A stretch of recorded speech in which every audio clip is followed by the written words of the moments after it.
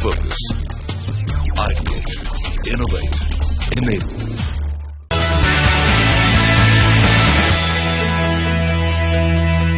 CNBC आवाज पहला कदम season 2 आज आप पहुंचा है मुंबई के अंधेरी में स्थित तोलानी कॉमर्स कॉलेज में। यहां के छात्रों साथ ही कुछ और निवेशकों के साथ उनसे हम बातचीत करेंगे और हमारे साथ हमारे दो एक्सपर्ट्स जुड़े हुए हैं। शेयर बाजार के एक्सपर्ट HDFC सिक्योरिटीज के VK शर्मा, जिनसे हमारे दर्शक परिचित हैं, और साथ ही रूंगटा सिक्योरिटीज के हर्षवर्धन रूंगटा, और इनसे भी हमारे दर्शक तो बिल्कुल परिचित हैं ही। इस चर्चा को शुरू करें इस तरीके से कि 2017 शुरू हुआ है और अब सभी की नजर इसी बात पे है, सभी के दिमाग में सवाल यही है कि 2016 तो बड़ा रोलर कोस्टर टाइप था। आपने कहीं भी पैसे लगाए, साल के बीच में आपको कुछ प्रॉफिट मिल रहा था, साल के आखिर में पता नहीं क्या हुआ, इक्विटी पीछे आ गया, डेट वाले आगे बढ़ गए, जिन्होंने रिस्क लिया वो साल के बीच में खुश थे और आखिर में आके दुखी हो गए। अब 2017 कैसा नजर आता है? क्या ये मुमकिन है यहाँ पे बैठकर इस वक्त अंदाज लेना कि कैसा होगा निवेश का हाल? आप कभी भी किसी भी मार्केट, अभी प्रदीप नहीं, किसी भी साल में जब कभी भी इन्वेस्ट करेंगे तो आपको हमेशा जो करंट सिचुएशन है वो ओवर पावर करती है। अगर अभी सिचुएशन ग्लूमी है तो आप हमेशा ग्लूमी रहेंगे, पर आपको जो निवेश अगले 6 महीने के लिए नहीं करना है, आपको निवेश करना है कई साल के लिए। आपकी भी जिंदगी आपके आगे पड़ी है तो आपको लंबी अवधि के लिए सोचना चाहिए। और लंबी अवधि में इस तरह के जो समय होते हैं जहां पे इन्वेस्टर पीड़ित होता है कि आगे फ्यूचर क्या है पता नहीं, सबसे उपयुक्त समय होता है लंबी अवधि के लिए डालने के लिए। लंबी अवधि क्या है? कम से कम 5 साल। तो इस बेफिक्र होके एसेट एलोकेशन सही कीजिए। आपको किसी प्रकार की चिंता एक लंबे अवधि के निवेशक को बिल्कुल नहीं करनी चाहिए, उसके लिए तो दी हुई अपॉर्चुनिटी है।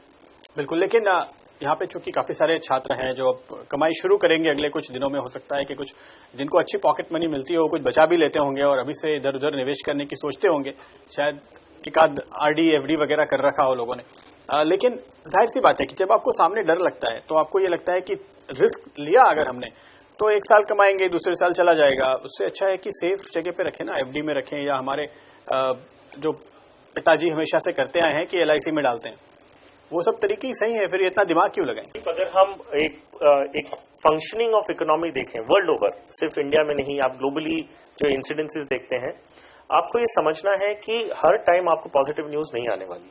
हो सकता है कई बार, जैसे अगर हम 2016 की बात कर रहे हैं, बहुत बड़े बड़े इवेंट्स हुए थे उसमें। आपके ब्रेक्सिट हुआ, एक US इलेक्शंस थे, फेड ने रेट हाइक किया, फिर लोकली अगर डोमेस्टिकली हम देखें तो डिमोनेटाइजेशन हुआ था। 2017 में भी आप ये समझिए कि जरूरी नहीं है कि सिर्फ अच्छी न्यूज आने वाली है और जरूरी नहीं है कि सिर्फ बुरी न्यूज आने वाली है। आपको ये समझना है कि अगर आपको आपके पैसे निवेश करने हैं तो वो पैसे ग्रो करने चाहिए, वो आपके लिए वेल्थ क्रिएट करना चाहिए। अगर आप एक पैसे प्रोडक्ट में निवेश करते हैं जिसमें आपको इन्फ्लेशन के बराबर या इन्फ्लेशन से कम रिटर्न मिल रहा है, तो आप इन रियल सेंस अमीर नहीं बनते हैं, आप रिच नहीं बनते हैं, आप वेल्दी नहीं बनते हैं। आज हम 2017 में हैं तो 2007 से हर महीने 1000 रुपए बैंक में जमा करने शुरू किए और उस पर उनको ऑन एवरेज मुझे लगता है 7% तो इंटरेस्ट पक्के तौर पे मिला होगा। उन्होंने 10 साल में पैसे जमा किए, हर साल 12,000, 1,20,000 तो उनकी मूल रकम ही हो गई और उस पर इंटरेस्ट मिला। तो आज की तारीख में 2 लाख के आसपास होगा, तो पैसे तो आए। आप कह रहे हैं अमीर नहीं बने, मतलब 2 लाख रुपए जमा किए ना हमने। आप पैसे की वैल्यू क्या होती है जब आप आज जो उससे खरीद सकते हैं, 1 साल बाद या 10 साल बाद, ये पर्टिकुलर एग्जाम्पल में आप जो 2007 में खरीद सकते थे उससे कई ज्यादा इन वैल्यू टर्म्स आप 2017 में खरीद सकें। अगर कॉस्ट 100 रुपए का 108 रुपया अगले साल होने वाला, इन्फ्लेशन एक एवरेज समझ लीजिए आपका 7 to 8% अगर इन्फ्लेशन है, रियल इन्फ्लेशन जो हमें इफेक्ट करता है।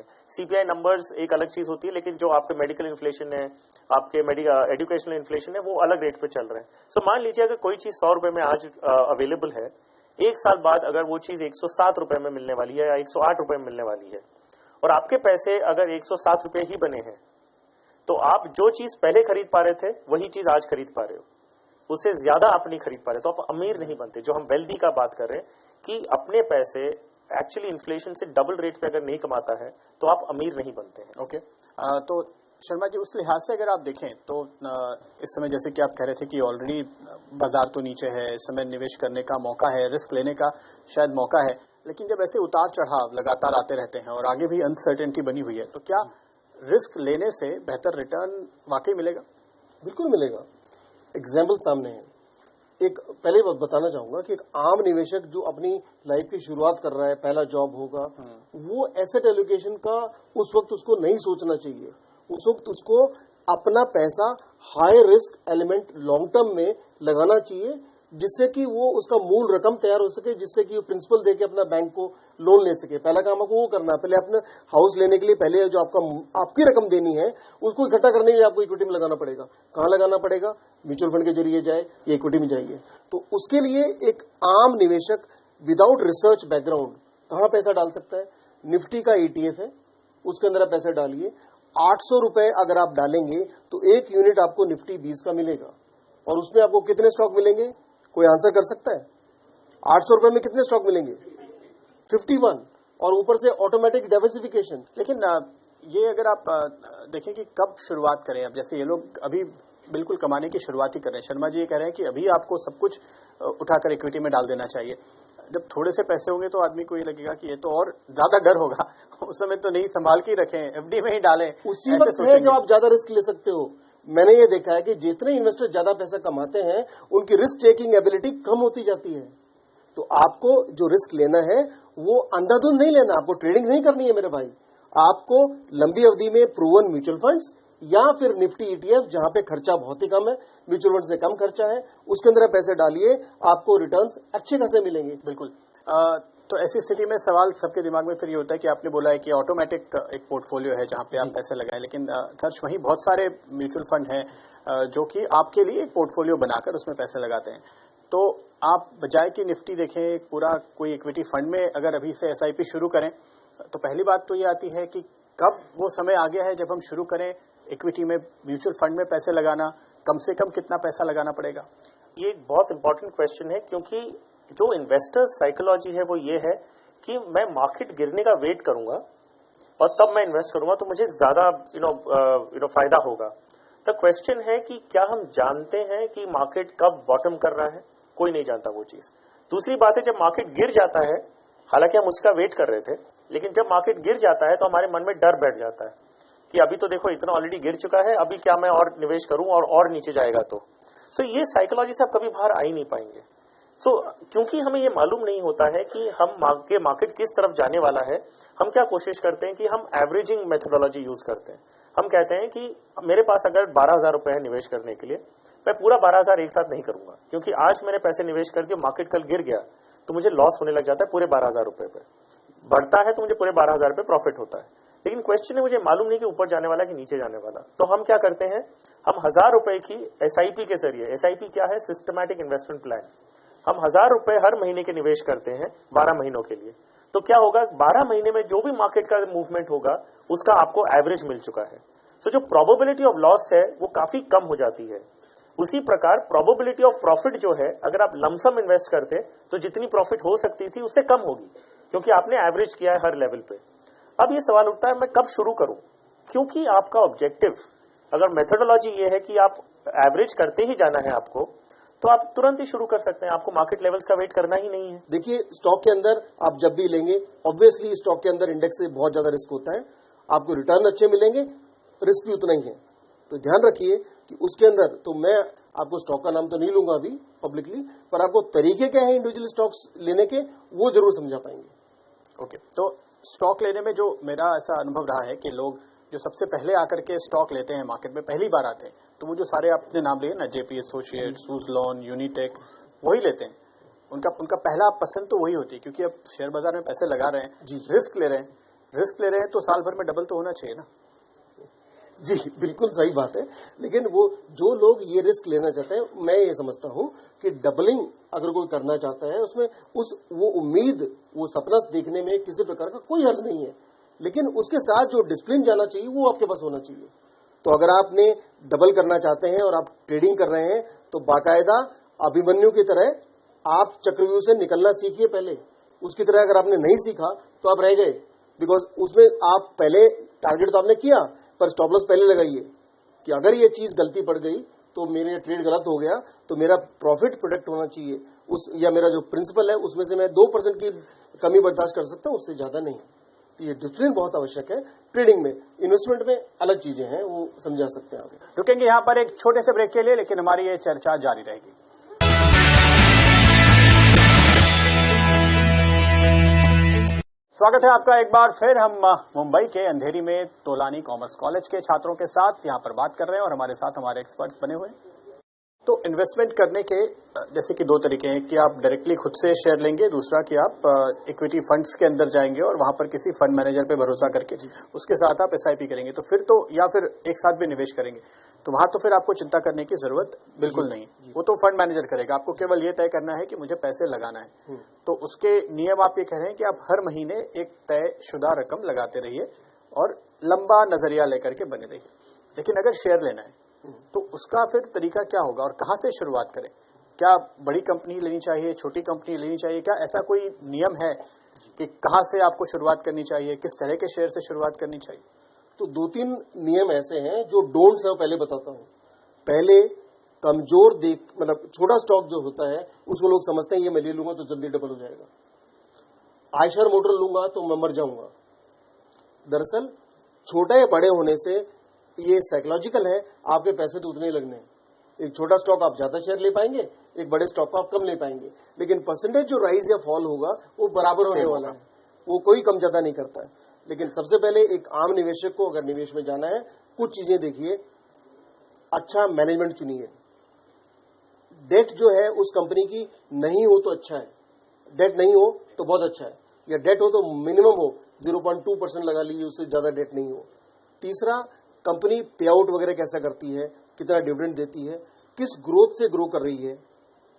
तो अब इसके अंदर इस तरह से जो चीजें आप इकट्ठा करके निकालेंगे और वो इंडस्ट्री कितनी रेलेवेंट है आज के डेट में और आगे चल के क्या होने वाला है, तो ये ऑब्वियसली आपके पास कोई रेडीमेड चीज है नहीं। और मल्टीबैगर जब कोई चीज आप पकड़ेंगे तो आपकी आज की डेट में आपको मल्टीबैगर नहीं दिखेगा, वो एक मल्टीबैगर यानी जो आपको कई गुना रिटर्न, जैसे आज लिया मैंने ₹1 और वो ₹4 होने वाला है 5 साल में, 10 साल में, ऐसा पॉसिबल शुरुआत में नहीं लगता है, कॉन्फिडेंस नहीं होता है।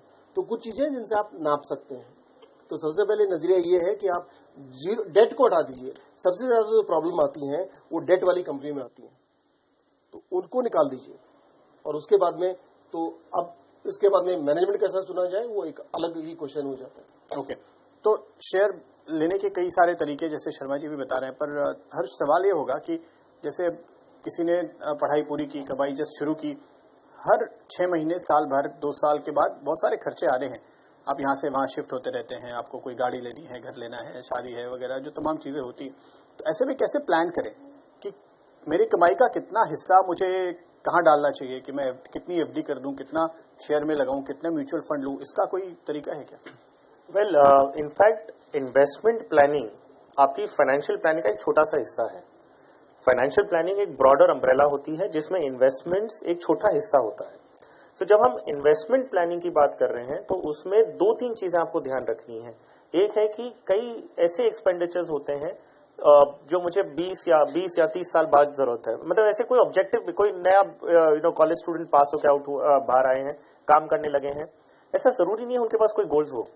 उनको सिर्फ है कि पैसे बच रहे हैं और मुझे उसे वेल्थ क्रिएट करने के लिए या आगे जाके कभी काम आए उसके लिए मुझे निवेश करने हैं। अब वो आगे जाके कब काम आए वो भी उन्हें शायद मालूम नहीं होगा, क्योंकि ऐसे कुछ फोर्सीन इवेंट्स होते नहीं है।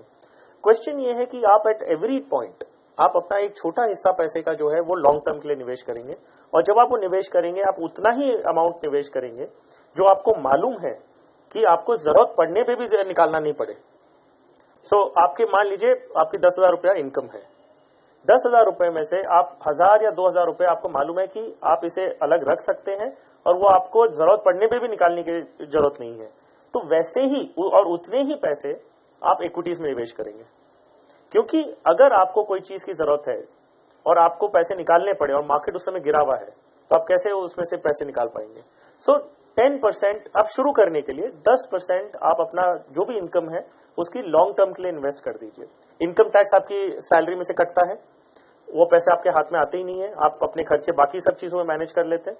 उसी प्रकार 10% और आप निकाल दीजिए। ये समझिए इंस्टेड ऑफ 10% या जो भी आपका टैक्स स्लैब है 10% और लग रहा है और वो पैसे आपके हाथ में आए ही नहीं है, और वो आप अलग रख के भूल जाइए उसके बारे में, और वो आपको इक्विटीज में निवेश करना है। दूसरा एलिमेंट होता है कि आपको इमरजेंसीज हर इंसान की लाइफ में आती है, आपकी कोई रिस्पॉन्सिबिलिटीज हो या नहीं हो, जो भी इमरजेंसीज हैं उसके लिए आपके पास पैसे रेडीली अवेलेबल होने चाहिए। आप एक अंदाजा लगाइए कि आपको एक साल के अंदर आपको मान लीजिए 25-50 हजार रुपए आपको इकट्ठा करने हैं, तो उसके लिए आपको रिकरिंग डिपॉजिट जैसा कोई प्रोडक्ट में निवेश करना होगा, ताकि आप छोटी अमाउंट हर महीने वापस निवेश कर रहे हैं आपकी इनकम में से, और वो जब चाहें आप निकाल सकते हैं। फिर एक नजरिया आपको लेना होगा कि अगर आपको अपनी शादी के एक्सपेंसेस खुद बेयर करने हैं या हायर स्टडीज के लिए जाना है, आप प्रोफेशनल एक्सपीरियंस लेके, वर्क एक्सपीरियंस लेके फिर आप हायर एजुकेशन के लिए जाते हैं, उसके लिए भी आपको पैसे लगेंगे, तो उसके लिए आप जमा करना चाहो तो कर सकते हैं। वो इसका नजरिया आपके आंख के सामने रहेगा। आप देख सकते हैं कि 3 या 5 साल के अंदर में आप वापस हायर एजुकेशन के लिए आपको फीस की जरूरत पड़ेगी, स्कॉलरशिप्स मिलेगी वो अलग बात है, नहीं मिले तो आपके पास पैसे अवेलेबल होने चाहिए। तो जब आपका नजरिया 3 से 5 साल का है तो आप एक हाइब्रिड प्रोडक्ट लेंगे जिसमें इक्विटी डेट दोनों हो, और वो फिक्स डिपॉजिट नहीं होनी चाहिए, वो आपको मार्केट फ्लोटिंग रेट प्रोडक्ट्स होने चाहिए। अब इसमें मैं एक थोड़ा सा एक्सप्लेन करना चाहूंगा कि फ्लोटिंग रेट डेट फंड्स, आपने शुरुआत में कहा था कि डेट इन्वेस्टर्स जिन्होंने डेट फंड्स में निवेश किया है उनके लिए पिछला साल बहुत अच्छा रहा है, उन्होंने इक्विटीज इन्वेस्टर से ज्यादा कमाया है। तो ये क्यों हुआ है आपको ये समझना होगा। अगर ये स्टेटमेंट हम अगर एनालाइज करें कि एक इन्वेस्टर है जिन्होंने इन्वेस्टमेंट फिक्स डिपॉजिट टाइप की डेट इन्वेस्टमेंट्स में किया है, लेकिन उन्हें रिटर्न्स जो मिले हैं 12% या 14% मिला है, ऐसा क्यों पॉसिबल हुआ है।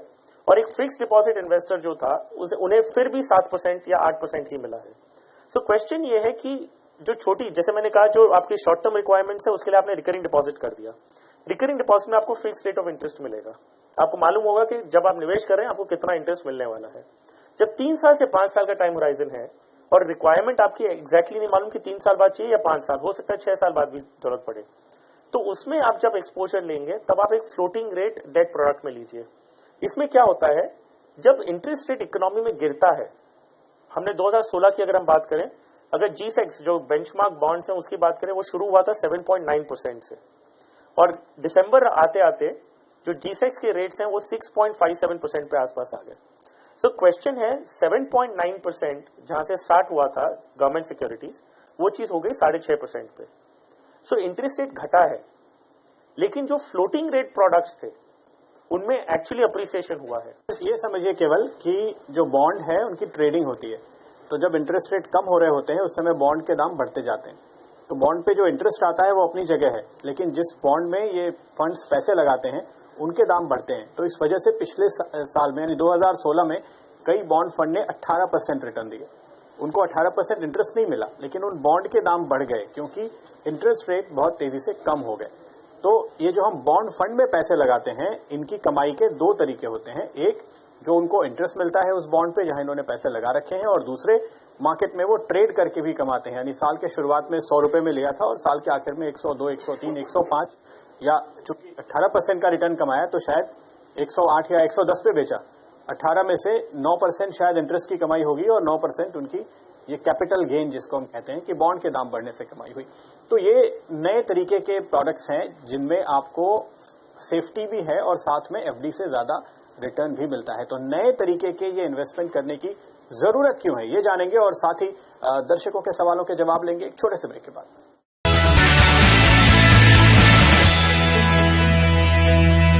स्वागत है आपका एक छोटे से ब्रेक के बाद, और यहाँ पर जो हम चर्चा कर रहे हैं तमाम मुश्किल से प्रोडक्ट्स और कॉम्प्लिकेशंस की हमने बात की, तो जाहिर है कि सबके घरों में जो लोग ये कहते हैं कि अब हम जा रहे हैं शेयर में पैसे लगाने, तो पिताजी कहते हैं कि हमने पूरी जिंदगी पैसे कमाए अपने काम धंधे से, अपनी नौकरी से, शेयर बाजार में तो तुम पैसे गंवा के आने वाले हो, तो ये ऐसी क्या जरूरत है, ये रिस्क लेना क्या बहुत जरूरी है? देखिए, रिस्क लेना इसलिए आवश्यक है क्योंकि आगे चल के हमारी जो रुपए की वैल्यू कम होती जाती है और आपका जो जॉब आज है कल को शायद नहीं रहे।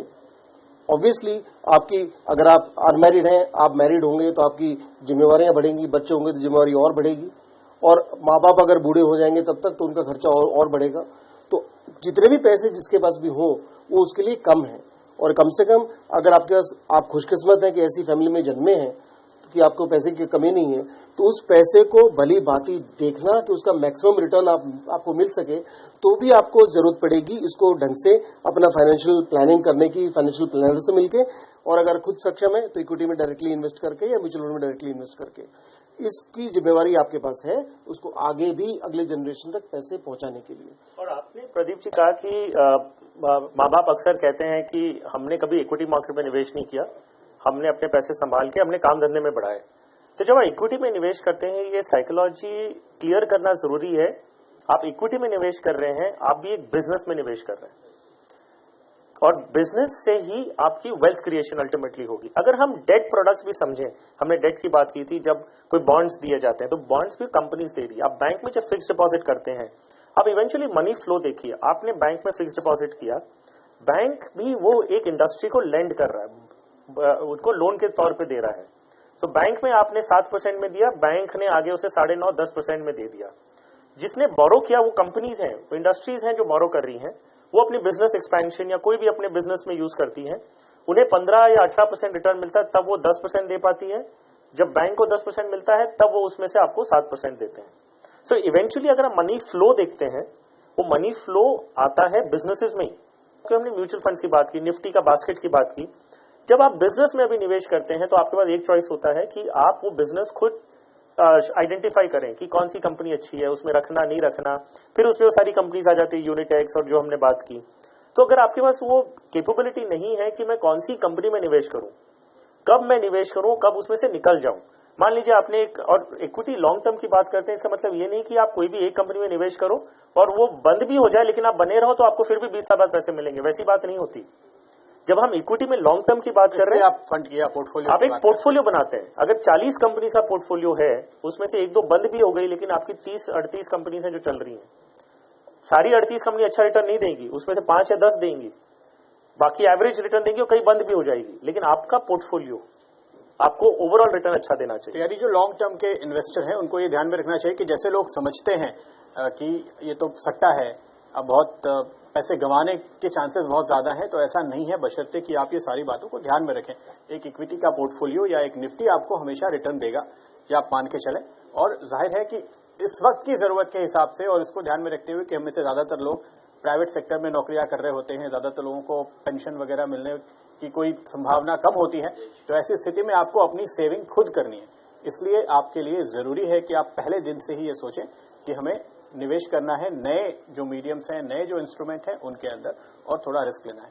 तो सवाल जवाब का सिलसिला शुरू कर सकते हैं। अब पहला सवाल, मेरा सवाल शर्मा जी से ये है कि इक्विटी, डायरेक्ट इक्विटी में लोग निवेश करते हैं, फिर वो लॉन्ग टर्म के लिए छोड़ देते हैं, तो उसे अगर शॉर्ट टर्म ज्यादा से ज्यादा पैसा कमाया जाए तो वो है फ्यूचर्स एंड ऑप्शंस। तो उसमें नॉलेज बहुत कम होता है लोगों को। अगर कैसे इसका नॉलेज प्राप्त किया जाए, कैसे इसकी रिस्क मिटिगेट करके ज्यादा से ज्यादा रिटर्न्स कमाया जाए, जरा इसमें। इनिशियल इन्वेस्टर इतना ही बोलूंगा, अपने प्रॉफिट को किस, अपने जो एसेट्स हैं उनको मार्केट गिरने से कैसे प्रोटेक्ट कर सकता है।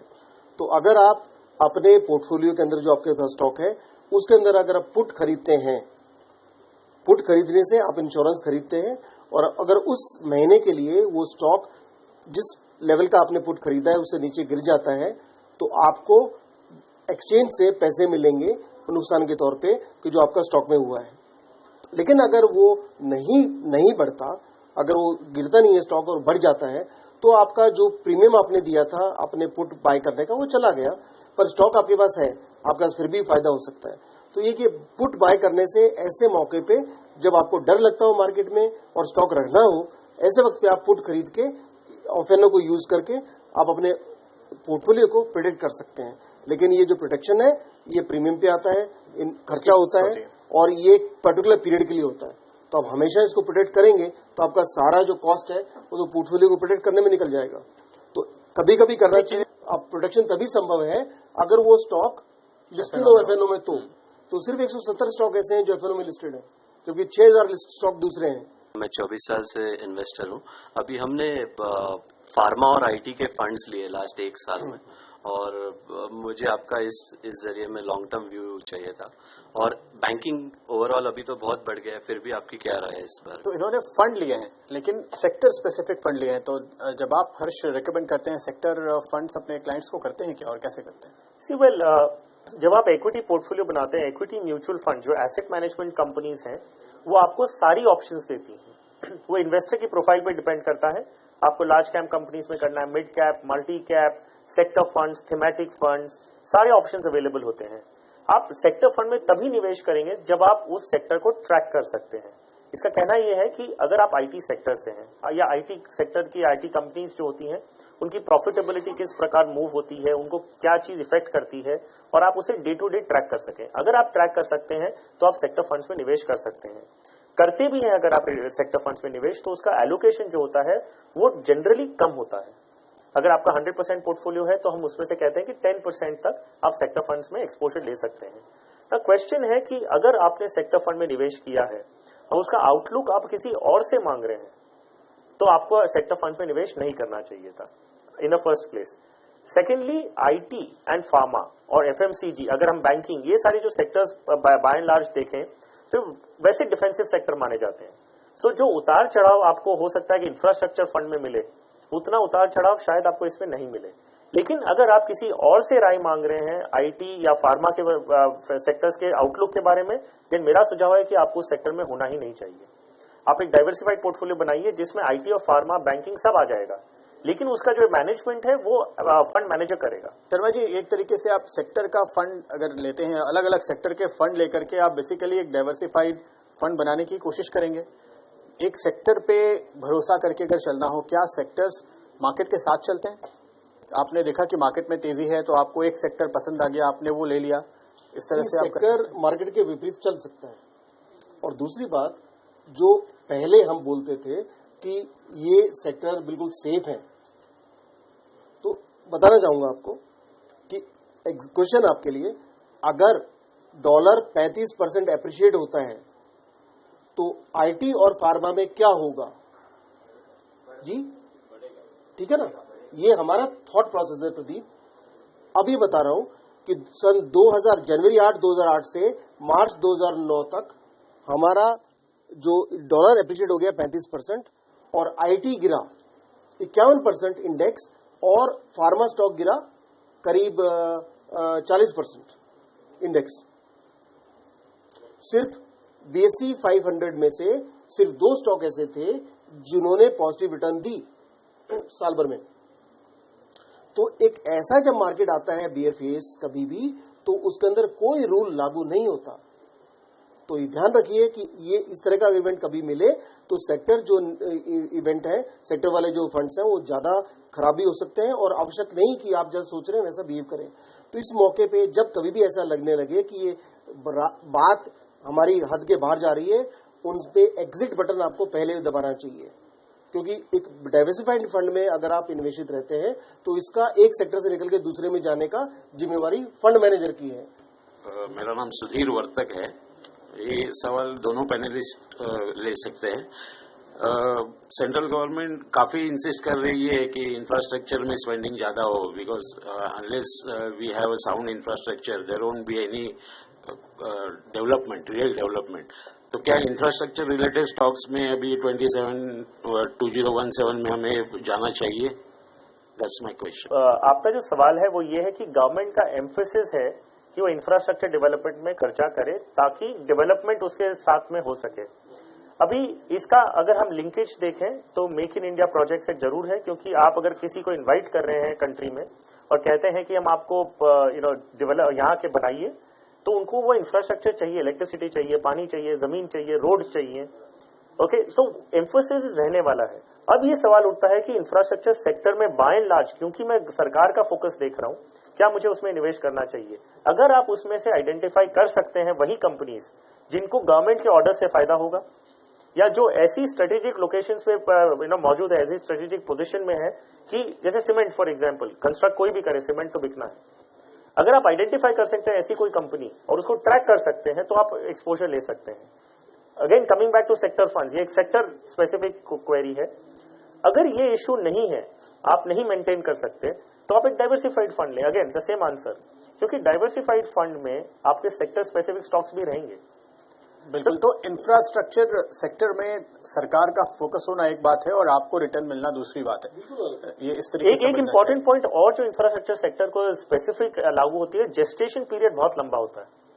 इंफ्रास्ट्रक्चर का फोकस जरूर है 2017 में, लेकिन हो सकता है जब तक प्रोजेक्ट सब क्लियरेंसेज आके सब कुछ जो एग्जीक्यूट होके एक्चुअल इंप्लीमेंटेशन पे आता है, तो हो सकता है 5-7 साल ऐसे ही निकल जाए। तो क्या आप में वो पेशेंस है कि 5 साल आप वो कंपनी के साथ में रह सकते? यहाँ पे आप देखिए कि ऐसी कंपनियां इंफ्रास्ट्रक्चर में ही जो 2006 या 2007 में बहुत अच्छी लग रही थी, आज जब आप देखते हो कि वो तो औने पौने दामों पे आ गई, अब लोग आपको कहते हैं कि आपको अच्छी कंपनी, अच्छा मैनेजमेंट देखना चाहिए, लेकिन वो तो 5-10 साल बाद मालूम पड़ता है ना। जब स्टॉक ले रहे हैं तब कैसे पता करें कि ये मैनेजमेंट बड़ा अच्छा है? जी जी, मैंने एक आम निवेशक के लिए पहले बताया कि भैया आप सेक्टर की बातें भूल जाओ, सबसे पहले ये देखो कि कंपनी के अंदर डेट कितना है। कंपनी के अंदर डेट 0.2 से ज्यादा आप मत रखो, डेट फ्री हो तो सबसे अच्छी बात है। रिटर्न ऑन कैपिटल आज के डेट में देखो, ये जिन कंपनियों में हो और वहां पे देखो कि इसका रिटर्न ऑन कैपिटल जो है क्या इन्फ्लेशन जो चल रहा है उससे 2 गुना है, तो आप उसको कंसिडर करो। ऐसे लिस्ट बनाओ, एक हाथ की उंगलियों पे आप गिन के उसको गिन पाएंगे, इतनी कंपनियां मिलेंगी। उनमें से चूज करो जो अभी टेक्निकली अच्छी लगती हो या जिसमें ग्रोथ प्रोस्पेक्ट्स आगे चल के अच्छे हों। तो अच्छे मैनेजमेंट की पहचान प्रदीप इस तरह से होगी कि उसमें मैनेजमेंट अच्छा कैसा है। पहले देखिए कि क्या उसका मैनेजमेंट कितनी सैलरी लेता है। अगर वो सैलरी उसके बिजनेस के हिसाब से ज्यादा ले रहा हो, स्पाइस जेट में सैलरी 100 करोड़ लेते थे, तो वो कंपनी कैसे चलेगी।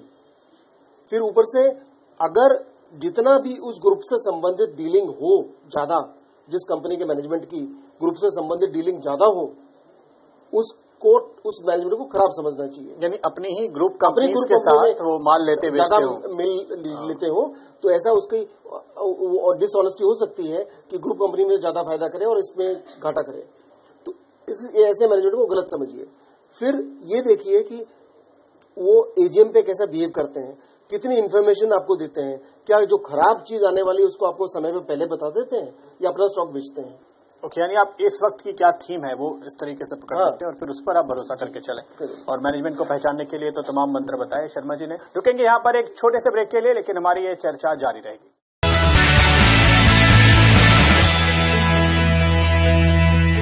स्वागत है आपका एक बार फिर। हम मुंबई के अंधेरी में तोलानी कॉमर्स कॉलेज के छात्रों के साथ यहाँ पर बात कर रहे हैं और हमारे साथ हमारे एक्सपर्ट्स बने हुए हैं।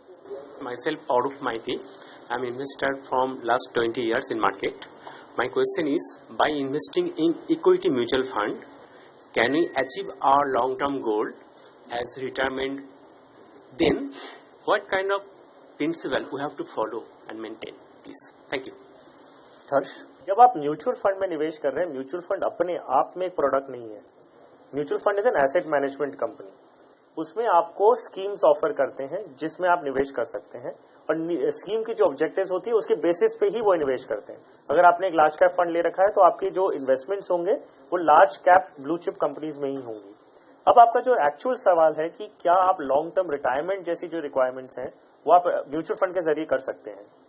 डेफिनेटली कर सकते हैं। म्यूचुअल फंड आपको एक ऐसे ऑप्शंस देते हैं जिसमें 100% इक्विटी भी है तो 100% डेट भी है। आपको सारे गैमेट है। आपको अगर रिटायरमेंट प्लानिंग करनी है इनको बेसिकली, तो फिर ये कहाँ जाएंगे, किस तरह के फंड लेंगे? So what is retirement planning? अगर हम रिटायरमेंट प्लानिंग समझते हैं, what is retirement planning? Retirement planning ये होता है कि जब तक आप कमा रहे हैं तब तक आप निवेश करते हैं। जिस दिन आप कमाना बंद कर दिए, आप रिटायर हो गए, उस समय से आपको पैसे वापस आने चाहिए। सो अगर हम एक स्ट्रक्चर्ड रिटायरमेंट प्रोडक्ट देखें, वो क्या होता है? आप निवेश कर रहे हैं, रिटायरमेंट के टाइम पे एक बड़ा कॉर्पस बन जाता है जहां पे आप एन्युटी खरीदते हैं और आपको पेंशन आनी चालू हो जाती है। यही चीज आप जो अक्यूमुलेशन फेज है, जो आप इन्वेस्टमेंट कर रहे हैं, आप म्यूचुअल फंड के जरिए कर लीजिए। 20 या 30 साल जो भी आपका टाइम होराइजन हो, जब वो एक लमसम बन जाता है रिटायरमेंट के टाइम पे, अब वो पैसे उस समय आपके पास चॉइस है कि आप उसे एक एग्जाम्पल के तौर पे आपने एक प्रॉपर्टी खरीद ली, एक फ्लैट खरीद लिया जिसपे आपको रेंट आने लग गया, तो आपको पेंशन आने लग गई हर महीने की। आप उसे एक फिक्स डिपॉजिट में लगा दें जिसका इंटरेस्ट आ रहा है आपको रेगुलरली, वो आपकी पेंशन हो गई। या आप उसे एक एन्युटी प्रोडक्ट खरीद लीजिए जिसमें आपको पेंशन के रूप में आपको इंश्योरेंस कंपनी देने लग जाएगी। सो रिटायरमेंट प्लानिंग हो या आपकी और कोई ऑब्जेक्टिव्स हो, जरूरी है सिर्फ रिटायरमेंट प्लानिंग। आपको 15 साल बाद घर खरीदना है, सपोज आपने एक ऑब्जेक्टिव बनाया, सेकंड होम खरीदना है, तो आप 15 साल के लिए भी आप इन्वेस्टमेंट कर सकते हैं और आपको जब कॉर्पस बन जाता है वो यूज कर सकते हैं। आप सिर्फ एक चीज ध्यान रखिएगा, रिटायरमेंट अगर हम बात करें स्पेसिफिकली, जब आप रिटायरमेंट या कोई भी अपने गोल के लक्ष्य के पास आने लग जाते हैं तो आपको इक्विटीज में से पैसे धीरे धीरे निकाल लेने चाहिए। कोई और सवाल? Okay, my name is Sunny Iyer. So my question is regarding the cement stocks. Recently and today itself that certain newspapers said that since demonetization, the cement stocks, they have the cement companies at least 40% volumes have reduced. Also, since the crude oil prices are increasing or has increased some $10 something, this will affect the cost of the cement. So, but even the real estate sector has seen a lot of stock inventory. So my question is, should I remain long in the cement stocks or should I? तो demonetisation की वजह से cement की खपत कम हो गई है, तो भी गिर गए हैं। इनका सवाल है कि इसका मतलब क्या आप निकल लें, अगर है तो बेच दें। डिपेंड ये करेगा आपके पास कौन से स्टॉक है, उसके हिसाब से जवाब दिया जा सकता है। लेकिन फिर भी आप ये समझिए कि ये एक टेम्पररी फेस है जिसके अंदर कंजम्पशन डाउन हुआ है। जैसे जैसे करेंसी की सर्कुलेशन इकोनॉमी में बढ़ेगी, डिमांड वापस आएगी। तो इस वक्त अगर आप बेचेंगे तो गलती करेंगे। मुझे आपसे ये पूछनी है सर कि आप कहते हैं कि अच्छी स्टॉक ले लीजिए बड़े कंपनियों का जो भी है और लेके भूल जाना चाहिए, मिलता है, लेकिन I came across so many good company stock जो क्या हो रहा था, अभी 15-20 रुपया भी नहीं है, दैट इज ए। और बी तो कई कई कंपनियां वाइंडिंग अप में चली गई है, मीन्स लिक्विडेशन में चली गई है। तो यू जस्ट कांट से कि भाई अच्छी कंपनी ले लिया और भूल गए, ऐसी बात भी नहीं होती है। जी जी जी जी, मैंने पहले बोला कि अगर आप सोना चाहते हो लेके और चादर तान के सोना चाहते हो तो निफ्टी ईटीएफ ले लो, हमेशा रेलेवेंट रहेगा। कैसे रेलेवेंट रहेगा? जो भी परफॉर्म नहीं करेगा निकाल के बाहर करेंगे, दूसरा आएगा। इवन आज जो स्टॉक मार्केट में लिस्टेड ही नहीं है, जो आप खरीद भी नहीं सकते, जो आज आपने डिसीजन लिया, वो आपके पोर्टफोलियो में ऑटोमेटिकली ऐड हो जाएगा जब कभी भी लिस्ट होगा। तो ध्यान रखिए, वो बेस्ट है, पर ऑब्वियसली वो एवरेज है। एवरेज का मतलब बहुत सारे स्टॉक ऐसे हैं निफ्टी के अंदर जो उसको आउट परफॉर्म करेंगे, बहुत सारे ऐसे हैं जो अंडर परफॉर्म करेंगे। तो ये एक ऐसा एलिमेंट है जिसके अंदर आप 30% पैसा अपना लगा सकते हो कि ये लंबी अवधि के लिए मेरे लिए इम्यून है। लेकिन जहां पे आपको सोना हो, चादर तार के सोना हो स्टॉक में, वो स्टॉक में संभव नहीं है। स्टॉक के सपने पूरे करने के लिए आपको जगते रहना पड़ेगा। आपको जब निवेश करते हैं, आप पहले तो fund management as a fund mutual fund company को देखिए, स्कीम्स को बाद में देखिए कि उनकी अगर 15 स्कीम्स हैं तो 15 स्कीम्स का एवरेज क्या रहा है, have they beaten their benchmark, जो उन्होंने बेंचमार्क बनाया है, और पीयर कंपैरिजन कि एज ए फंड हाउस ने क्या किया है, फिर उनकी स्कीम्स आप लेंगे। हो सकता है उनकी स्कीम से जो फंड मैनेजमेंट टीम है वो डेफिनेटली हो सकता है कि एक पर्टिकुलर सेक्टर के खिलाफ तरफ ज्यादा रुझान रहे उनका, और वो गलत भी हो सकता है, लेकिन क्या उन्होंने वो गलती सुधारी है, ये आपको देखना है। क्योंकि गलतियां सबसे होने वाली है, ये जरूरी नहीं है कि आप कोई दूसरे फंड में जाएंगे तो उन्होंने कोई गलती नहीं की है। क्वेश्चन है, जब आपने पूरे फंड हाउस को इवेल्युएट किया है, उनकी 15 स्कीम्स हैं, इक्विटी स्कीम्स, आपने 15 स्कीम्स का एवरेज देखा है, क्या उन्होंने अपने पूरी 15 स्कीम से बेंचमार्क से बेटर रिटर्न दिया है? ऐसा भी एक एग्जांपल है कि बहुत ही पॉपुलर फंड था जो बैंक में बहुत ज्यादा ओवर एक्सपोजर रखने की वजह से बहुत वक्त तक पिटा और अंडर परफॉर्मर हुआ। तो ये रिस्क तो है, अगर आपने फंड मैनेजर पे भरोसा किया है तो हो सकता है। हाँ जी सर, मेरा नाम मुग्धा मुलिक है। सर, मुझे ये पूछना है कि मैं इनिशियल स्टेज में म्यूचुअल फंड में इन्वेस्ट कर रही हूँ, तो मुझे कैसे पता चलेगा कि मैं कौन से म्यूचुअल फंड में इन्वेस्ट करना चाहिए? उसके लिए मुझे क्या देखना चाहिए? So I think it's a very brilliant question. ये क्वेश्चन इनफैक्ट ये हम मानते हैं कि क्योंकि आपने अपने माइंड में ऑलरेडी बना लिया है कि मुझे निवेश करना है। काफी हद तक पहला कदम की जो मुहिम थी और जो इन्वेस्टर्स के मैसेज पहुंचाना था, वो आपने वैलिडेट किया है कि वो पहुंच चुका है। बिल्कुल। अब आपको ये समझना, जब आप म्यूचुअल फंड में निवेश करते हैं, पहला सिंपल ऑब्जेक्टिव रखिए कि जो टॉप के 5 या 10 फंड हाउसेज हैं इन टर्म्स ऑफ AUM, जितना आप एसेट मैनेज कर रहे हैं, तो पहले तो आपको स्कीम्स उनकी टॉप 10 में से सिलेक्ट करनी है, क्योंकि कोई कारण पता चलेगा। लेकिन AUM जो फिगर्स होते हैं, जो एसेट्स अंडर मैनेजमेंट है, वो एम्फी के डेटा मिलता है, जैसे कि जो 1 लाख करोड़ थी, एसोसिएशन ऑफ म्यूचुअल फंड्स, मैं मान रहा हूं कि उनको नहीं पता है। जो एसोसिएशन होती है, म्यूचुअल फंड्स की एसोसिएशन होती है, जिसका डेटा मिलता है कि टॉप की कंपनीज हैं जो कितना एसेट मैनेज कर रही हैं। 1 लाख करोड़ है, तो उस बेसिस पे आप पहले शॉर्टलिस्ट करेंगे।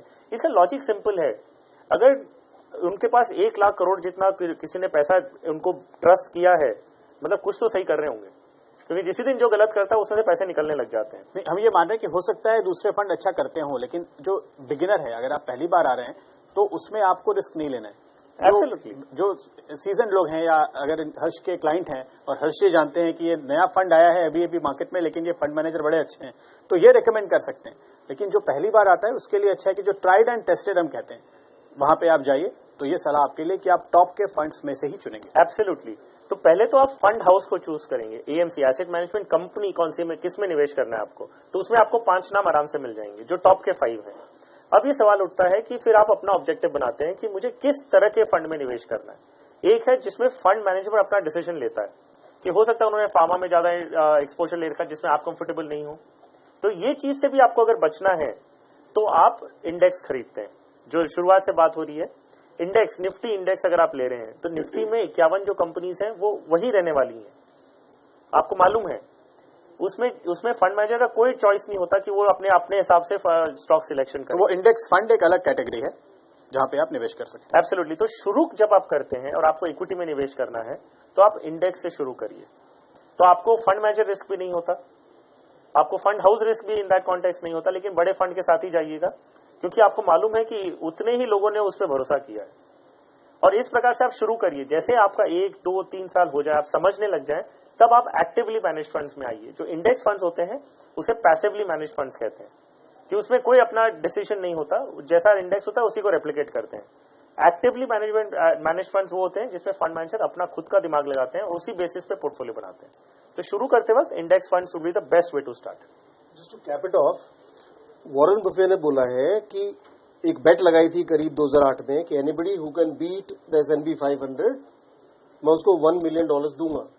तो एक हेज फंड मैनेजर है, उन्होंने वो शर्त मंजूर की थी उनसे और ये पूरा होने को है, उनके 10 साल 1.5 साल बाद पूरे हो जाएंगे और आज भी S&P 500 पे बेट लगा के वॉरेन बफे आगे हैं। कुछ नहीं करना पड़ा उनको, बेस्ट बोले it is very difficult to beat the index on a consistent basis. एक आध साल आप कर सकते हैं, एक आध साल आप कर सकते हैं, 5 साल कर सकते हैं, बियॉन्ड कर पाना बहुत ही मुश्किल होता है। पर हमारे इनिशियल फेज में क्योंकि कैपिटल मार्केट था, मार्केट भी अच्छे चले थे, तो संभव था। अब आगे बीट करके दिखाइए, देखते हैं। सो बेसिकली जो मैच्योर्ड मार्केट्स हैं, डेवलप्ड मार्केट्स में है, उसमें इंडेक्स बीट करना, जो प्रोबेबिलिटी ऑफ बीटिंग इंडेक्स है वो बहुत कम हो जाती है 10 साल के ऊपर, मतलब वर्चुअली नील है। लेकिन हम इंडिया में अगर डेवलपिंग मार्केट्स में देख रहे हैं तो कई पॉकेट्स में वो अपॉर्चुनिटी मिल भी जाती है। लेकिन गोइंग फर्दर, तो पिछले 10 साल में एक्टिवली मैनेज फंड्स ने सेंसेक्स निफ्टी को बीट किया। Absolutely, I would say that. अगर कितने फंड है ऐसे? I mean more than 40%, around 40% I would say 40% जो एक्टिवली मैनेज फंड्स हैं उन्होंने बीट किया। तो प्रॉब्लम नहीं किया, सबने नहीं किया, 60 ने नहीं किया, 60% have not beaten the index. Now the question है कि आप वो 40% सिलेक्ट कैसे करेंगे कि आपका जो फंड है वो 40% में होना चाहिए जिसने इंडेक्स बीट किया। सो अगर आप वो आइडेंटिफाई नहीं कर सकते तो इंडेक्स फंड फिर भी आपकी प्रोबेबिलिटी आपके फेवर में है। ओके, तो चलिए, ये तो पहला कदम हुआ, आगे बहुत सारे सवाल बाकी हैं लेकिन उनके लिए हम अगले कदम उठाते रहेंगे। फिलहाल तोलानी कॉलेज के तमाम छात्रों से और यहाँ बैठे दूसरे दर्शकों से लेंगे विदा। बहुत बहुत शुक्रिया शर्मा जी और हर्ष, आप दोनों का हमारे साथ जुड़ने के लिए। नमस्कार।